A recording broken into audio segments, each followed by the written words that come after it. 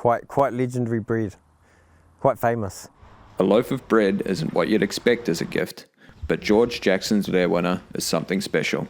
It's a gift, you know, people will take it to family and give them a loaf as a gift, which is very special. You know, I've had people come in, they buy a couple loaves, they say they're taking one to Tauranga, to Gisborne, for family. Parāoa rēwena is a traditional Māori sourdough that uses a potato starter bug, giving the bread a unique taste. I suppose the special thing about it is, and what makes it special, is the culture, is the bug. That's the flavour, that's the rising agent. You can't duplicate that. You know, you can't just whack some potato flakes in it and call it rēwena bread. No. Yeah, it's a special taste. It's a hard one to describe. I'd say it's like a sweet and a sour. Some people like it just fresh with butter on it. I like mine toasted with butter and jam. Yeah, sky's the limit really. It's technically bread, so you know, I could go on all day. Baking rēwena is a deep-rooted tradition for the Jackson family, passed down through the generations. This is where we were brought up as kids. We used to, you know, hear Nan rustling around in the old kitchen, 4 a.m, having a cup of tea, jam and a rēwena bread out of this.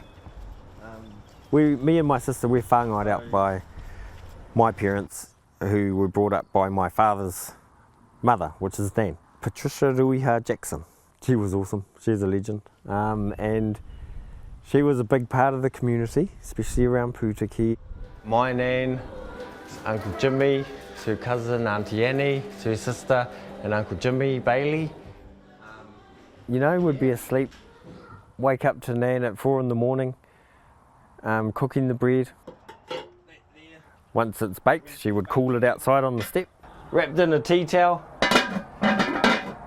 and just leave it like that to cool down, and once that was done, we would carve it up.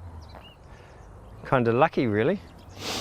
Jackson started baking rēwena bread for his family 8 years ago, and has since turned his family tradition into a popular local business in Whanganui East. I'm working for Te Ranga Tupua, and we actually do distribution for COVID. Everyone that has COVID is in isolation. We can provide for medical supplies, food supplies, and we just sourced up with George over there to try and, you know, get his bread out there and help our community. Its cultural importance has recently been recognised by UNESCO, selecting Jackson's rēwena for its Breads of the Creative Cities project, promoting staple foods that play a culturally significant role in a community's heritage. It's just a showcase of bakers around the world. It's giving the rēwena bread, not just mine, but rēwena bread itself, the recognition that it should have got, because it's a well-known bread for many years. And that's the good thing about this job, is when you've got to do 100 loaves. You just imagine painting up 100 bins. The journey of this staple food stretches back 180 years. So all sorts of Māori families, grandparents, whānau members made it, and like myself, I grew up eating it. So the history of the bug itself it does date back to the 1840s. My grandmother uses the same starter when we were kids, and then it was passed on from her mother, who acquired it from one of the chefs on a Barringport ship that entered into Wellington docks back in the 1840s. That's the bug, older than me and you put together. That's ready to make a bread tomorrow. 200 grams of water to 720 grams of bug. That gets mixed together, and then it comes over here, and then this goes into my dough mixer, and then I put the wet mix in, and then I've got a 7-minute switch up here. I just push the timer and let it rotate for 3.5 minutes, and then I stop it and then turn it back the other way, and it gives it a good consistent mix. Keeping the culture alive is a core motivation behind Jackson's business. It's getting harder to access the bread. Of course it's still alive, but as the new generation of kids grow up, old people with the knowledge die off. Some families carry it on, some don't. You know, if we don't nurture the culture now, it's gonna disappear slowly. The big part of my motivation of doing this bread is to keep it accessible to all sorts. You know, people that find the bread hard to make, who don't have a bug, who just don't have the time to do it. This is the colour we try to get our bread because it gives it that nice authentic rēwena look. From when our nans used to make it, it was always had a dark crust on it. And it just lasts for ages. Toast all week, 2 weeks, easy. And it's got no preservatives. All right, this is the next days. We've packaged up the bread. It's nice and fresh, ready to put our labels on it.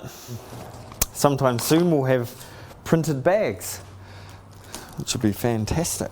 Jackson's bread is already well received by the community, but his plans for the future extend much wider. Well, my plan has been for a long time is to sort out the artwork on the plastic bag, because at the moment it's just a sticker. Once that's done, my plan is to approach a few bigger outlets. Okay, so this is going to be the packaging of the bread. So yeah, when it's printed onto plastic, so you can be accepted by the supermarkets and stuff, I suppose, you know. Yeah, so that's it in a nutshell. Yeah. Jackson says he is surprised that parāoa rēwena and other Māori breads have not already been commercialised. I'm finding a lot of people are quite stoked that they can just come in and buy it instead of rushing around trying to make it. The main motivator is that they're getting a traditional, proper rēwena bread. You got Bergen, you got Freyers, you've got budget bread, you got Yarrows, you've got all sorts of brands. It's still bread. Why is there no Māori bread there, but yet there's all this other bread? That's something that just plays with my head. So I'm trying to eventually make a gap for history to go in, you know, where it should have been from the beginning. Ben Carter, Local Focus.